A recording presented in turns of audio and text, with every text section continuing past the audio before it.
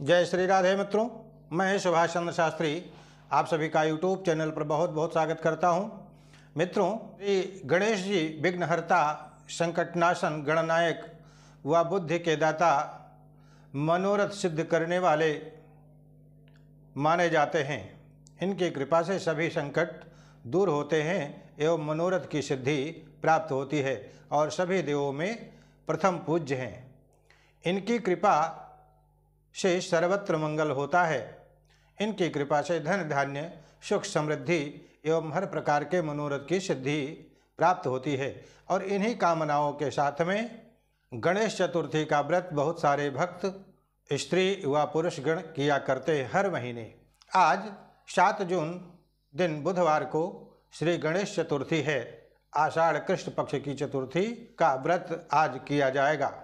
प्रत्येक मास की कृष्ण पक्ष की चतुर्थी को गणेश चतुर्थी के नाम से जाना जाता है एवं बड़े ही श्रद्धा भाव के साथ में स्त्री व पुरुष श्रद्धालुगण भगवान गणेश जी के नाम का यह व्रत व पूजन किया करते हैं। कुछ लोग तो नियमित रूप से हर महीने की दोनों पक्ष की चतुर्थी का व्रत किया करते हैं। आज आषाढ़ मास कृष्ण पक्ष की चतुर्थी है और आज के दिन भगवान श्री गणेश जी का पूर्वक पूजन करके आप अपने समस्त मनोरथ को सिद्ध कर सकते हैं। मित्रों, आज के दिन भगवान गणेश जी का पूजन आपको किस प्रकार करना चाहिए, पूजन का समय क्या होगा, चंद्रमा के उदय एवं चंद्र अस्त का समय क्या होगा, विशेष मनोरथ की सिद्धि के लिए भगवान गणेश जी की उपासना आज किस प्रकार से करें, इन सभी बातों की चर्चा हम आपके साथ में करने वाले हैं। हम आपको यह भी बताएंगे अगर आपका कोई रुका हुआ काम है कैसे पूरा हो सकता है। अगर कोई विशेष रूप से संकट आपके ऊपर आ रहा है, आप संकट से परिस्थितियों से घिरे हुए हैं, तो उसके निवारण के लिए आज क्या करना चाहिए। लेकिन आइए इससे पहले कम से कम समय में आषाढ़ मास कृष्ण पक्ष चतुर्थी के व्रत से जुड़ी हुई एक छोटी सी कथा हम आपको बताते हैं। गणेश चतुर्थी के विषय में प्रश्न करते हुए माता पार्वती ने गणेश जी से पूछा कि हे पुत्र, हे गणपति, आषाढ़ मास के कृष्ण पक्ष की चतुर्थी को किसका व्रत व पूजन करना चाहिए और इसके करने से क्या फल मिलता है, विस्तार पूर्वक हमें आप बताओ। भगवान गणेश जी ने कहा कि हे माँ, आषाढ़ मास के कृष्ण पक्ष की चतुर्थी को लंबोदर जी का विशेष रूप से व्रत व पूजन करना चाहिए।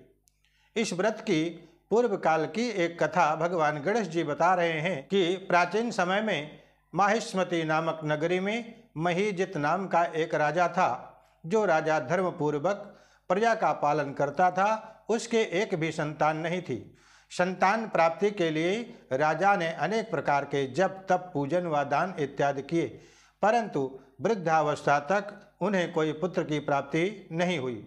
तब राजा ने अपने राज्य के विद्वान ज्योतिषियों को बुलाया, ब्राह्मणों को एवं प्रजाजनों को एकत्रित करके और उन सभी से आग्रह किया, प्रार्थना करते हुए पूछा कि हे महानुभाव, हे प्रियजनों, प्रजाजनों, मेरे न्यायपूर्वक धर्माचरण के साथ में निष्पक्ष भाव के साथ में प्रजा का पालन किया है। हमने अब तक किसी के साथ में कोई अन्याय नहीं किया, अच्छी तरह से हमने शासन किया है, किंतु हम अभी तक संतानहीन हैं। संतान प्राप्ति के लिए ऐसा कौन सा कर्म किया जाए जिससे हमें राज्य का उत्तराधिकारी मिल जाए। इस प्रकार से राजा ने विद्वानों के सामने अपने मन की बात रखी, क्या करना चाहिए। इस पर उस सभा में उपस्थित लोमस ऋषि ने कहा कि यदि महाराज आषाढ़ मास की कृष्ण पक्ष की चतुर्थी को लंबोदर संकटहर्ता गणेश भगवान का व्रत व पूजन करें तो निश्चय रूप से संतान की प्राप्ति हो सकती है। लोमस ऋषि के वचन सुनकर के राजा ने विद्वानों तथा प्रजाजनों को यथोचित सत्कार करते हुए विनीत भाव से विदा किया और बड़े ही भक्ति भाव से गणेश चतुर्थी का व्रत करना प्रारंभ कर दिया। व्रत एवं गणेश भगवान के पूजन के प्रभाव से कुछ ही दिनों में रानी सुदक्षिणा गर्भवती हुई और 10 महीने के पश्चात उन्हें एक सुंदर पुत्र रत्न की प्राप्ति हुई, जिससे राजा बहुत ही खुशी हुई। राज्य में बड़ा भारी उत्सव मनाया गया। निर्धन दीन दुखियों को, ब्राह्मणों को, असहायों को उनके आवश्यकता अनुसार वस्तुएं भेंट की गई, दक्षिणा बांटी गई, मंगल मनाया गया। इस प्रकार से सारे राज्य में राजा और प्रजा दोनों ने प्रसन्नचित्त होकर के उत्सव का आनंद उठाया। गणेश जी कहते हैं कि जो मनुष्य भक्ति पूर्वक श्री गणेश जी के इस व्रत को करता है, गणेश भगवान का पूजन करता है, व्रत कथा श्रवण करता है, वह सभी संकट से छूट करके अत्यंत सुख को प्राप्त करता है। तो मित्रों, ये रही भगवान गणेश के आषाढ़ मास के कृष्ण चतुर्थी के व्रत की कथा, जो हमने कम से कम समय में आपको बताई है। और आज के दिन विशेष करके लंबोदर भगवान गणपति का पूजन करना चाहिए। आइए अब जान लेते हैं कि आज के दिन जो लोग गणेश चतुर्थी का व्रत व पूजन करने वाले हैं, उनको पूजन का समय क्या रहेगा, चंद्रमा के उदय का समय एवं चंद्रास्त का समय क्या होगा। दिल्ली के मानक के अनुसार रात 8:17 पर आज चंद्रमा का उदय होगा एवं रात को 10:50 पर चंद्रमा अस्त होंगे। अर्थात इस बीच में भगवान गणेश जी का पूजन करना, गणपति के मंत्रों का जप करना, स्तोत्र का पाठ करना आपके लिए अति शुभ रहेगा। तो ये रहा पूजन का समय। और अब जान लेते हैं पूजन की विधि किस प्रकार से अपनानी चाहिए। मित्रों, जो लोग व्रती हैं, जिन्हें गणेश भगवान का पूजन करना है, सर्वप्रथम एक चौकोर चौकी के ऊपर लाल कपड़ा बिछाएं। लाल कपड़ा बिछा करके उस पर भगवान गणेश जी की मूर्ति को स्थापित करें। गणेश जी की मूर्ति प्रायः सभी के घरों में होती है। यदि आपके घर में गणपति की मूर्ति न हो तो एक सुपारी लीजिए और सुपारी के ऊपर कलावा लपेट करके और इन्हीं को गणेश जी के रूप में आप स्थापित करें। साथ में तांबे या पीतल के लोटे में या कांसे के लोटे में जल भर करके एक कलश की स्थापना साथ में ही आप कर लें। तदुपरांत अपने मनोकामना सिद्धि के लिए मानसिक रूप से भगवान गणपति जी के सामने आप व्रत एवं पूजन का संकल्प लें। तदुपरांत जल, गंगा जल व पंचामृत से भगवान गणपति को स्नान कराएं। वस्त्र की जगह आप कलावा चढ़ाएं। लाल चंदन का गणेश जी को तिलक करें। अक्षत, पुष्प, दूर्बा, धूप दीप आप निवेदित करें। भगवान गणेश जी को आप लड्डुओं का और केले का भोग लगाएं। भगवान गणेश जी को दूर्बा अति प्रिय है, भोग में मोदक अति प्रिय है। आप गणेश जी को जब भी दूर्बा चढ़ाते हैं, दूर्बा चढ़ाने के उपरांत आप सिंदूर से भगवान गणेश जी का अलंकार करें।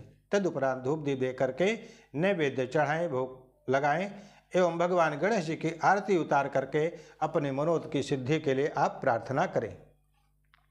अगर आप किसी विशेष कामना की सिद्धि के लिए यह व्रत व पूजन कर रहे हैं तो मित्रों, इस गणपति चतुर्थी पर भगवान लंबोदर की प्रार्थना व पूजन के पश्चात शास्त्र में वर्णित विधान के अनुसार 1008 की संख्या में मोटी बूंदी के लड्डू आप लेकर के आएँ।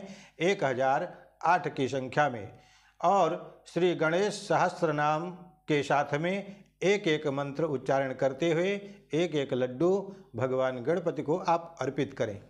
इस प्रकार अर्चन के प्रभाव से जो भी आपकी मनोकामना है उसकी सिद्धि अवश्य होगी, 100% आपको लाभ मिलेगा। पूजनोपरांत अगले दिन इन सभी लड्डुओं को आप प्रसाद के रूप में वितरित करें। अगर आप शत्रु बाधा से घिरे हुए हैं, अगर आपके ऊपर कोई ऐसा संकट आ रहा है जिसमें आप व्याकुल हो रहे हैं, तो आज के दिन संकट को मिटने के लिए भगवान गणपति जी का दूर्बा के द्वारा अर्चन करें। इसी क्रम में गणेश जी के 1008 नामों के साथ आप दूर्बा चढ़ाएं। हर नाम मंत्र के द्वारा थोड़ी थोड़ी 2-2 दाना, 3-3 दाना दूर्बा गणेश जी को अर्पित करें और दूर्बा अर्पित करें, उसके साथ साथ में दूर्बा में सिंदूर लगा लगा के अर्पित करें। ऐसा अर्चन करने के प्रभाव से आपके सिर पर आया हुआ कोई भी संकट आपको छू नहीं पाएगा, आपका संकट टल जाएगा। तो मित्रों, इस प्रकार से आज के दिन आप गणेश चतुर्थी का व्रत व पूजन करके भगवान गणेश जी को प्रसन्न कर सकते हैं, मनवांछित फल की सिद्धि प्राप्त कर सकते हैं। तो मित्रों, गणेश चतुर्थी से जुड़ी कुछ बातें मैंने आपके साथ में शेयर की हैं। आशा है आप सभी इससे लाभान्वित होंगे। हमारे इस वीडियो को आप औरों तक अधिक से अधिक शेयर करें तथा हमारे चैनल को सब्सक्राइब अवश्य करें। जय श्री राधे।